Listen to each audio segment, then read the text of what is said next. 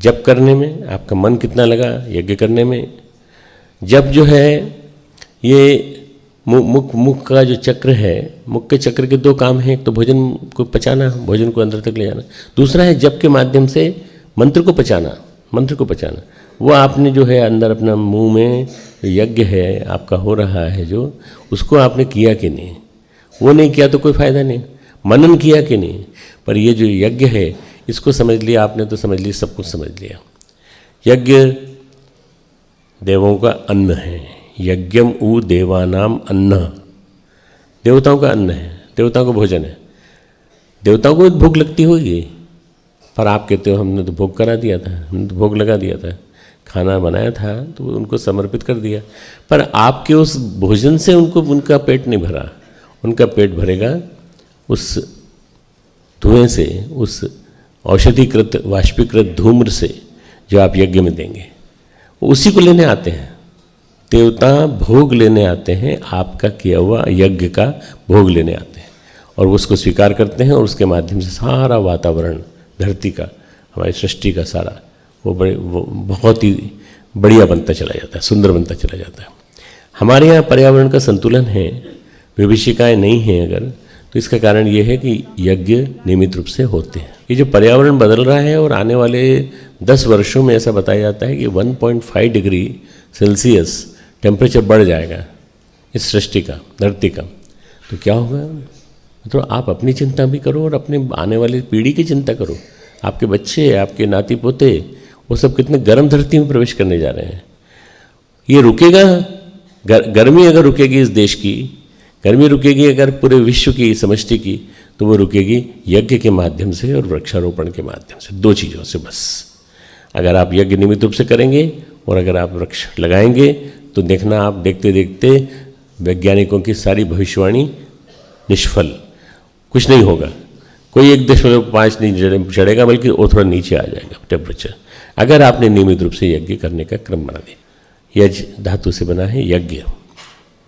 इसको आर्य समाजी लोग यज्ञ भी कहते हैं, यज्ञ। हम यज्ञ कहते हैं क्योंकि हमको यज्ञानाम बताया गया है कि यज्ञ शब्द से होता है। कोई भी प्रोनाउंसिएशन करो, कुछ भी करो, पर यज्ञ यज्ञ है। यज्ञ के माध्यम से परमार्थ के लिए किया गया सत्कर्म यज्ञ होता है। परमार्थ के लिए किया गया सत्कर्म यज्ञ होता है। अगर आप रक्तदान कर रहे हैं तो वो भी यज्ञ है। अगर आपने किसी के लिए अपने शरीर के सब अंगों को डोनेट कर दिया है, जैसे हमने और आपकी दीदी ने, दोनों ने अपने सभी अंगों को डोनेट कर दिया। हमने कहा हमारी समाधि नहीं बननी चाहिए, हमारे सारे जितने भी चीज़ें हैं इनको जीवन दान, अंगदान, क्या काम आएंगे? अगर जीवित रहते हुए कुछ काम हम लोगों ने किया है, जीवित रहने के बाद भी हमको याद करें लोग बाग, तो समाधि के रूप में नहीं, पत्थर की समाधि के रूप में नहीं, हमको याद करें तो इस रूप में याद करें कि जाते जाते भी दे गए वो समाज को सब कुछ अपना। 8-10 लोगों की जान बचा सकते हैं आप, अगर आपका खुद का शरीर स्वस्थ है तो ये जो यज्ञ है ये बहुत बड़ी चीज़ है। यज्ञ मित्रों यज धातु से बना है। दान, देव पूजन, संगतिकरण। दान, देव पूजन, 3 अर्थ हैं इसके। दान देना, परमार्थ के लिए देना, अच्छे काम के लिए देना। लोगों ने समझ रखा है कितने का चेक देना है, बताइए। चेक नहीं देना, चेक से मतलब नहीं है हमारा, कैश राशि से भी मतलब नहीं है हमारा। हमारा यह है कि देने का भाव आपके अंदर है कि नहीं। जो देता है और देता रहता है उसको देवता कहते हैं, और जो लेता है वो लेता ही रहता है उसको लेवता कहते हैं। परंतु आपने कभी सोचा कि किस पर्पस के लिए, किस उद्देश्य के लिए, किस माध्यम से, इस माध्यम से हम किसको दिया हमने और क्यों दिया? श्रेष्ठ काम के लिए दिया।